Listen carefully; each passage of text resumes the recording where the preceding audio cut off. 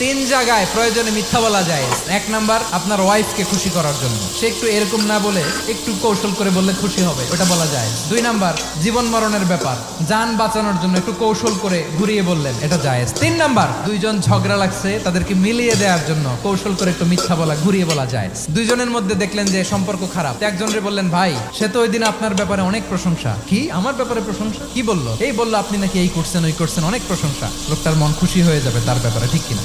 আবার তার সাথে যার ঝগড়া, ওরে যে বলুন, ভাই ওই দিন তো সে আপনার অনেক অ্যাপ্রিসিয়েশন করলো, অনেক, সে তো অবাক। কি বলে? এই যে দুইজনের ব্যাপারে দুইজনের একটু ভালো ভালো কথা বলে দিচ্ছেন, একদিন দেখবেন রাস্তা দিয়ে হাঁটার সময় একে অপরকে সালাম দিয়ে ফেলছে, সালাম দিয়ে বুকে জড়ায় ধরছে, আছে না নাই?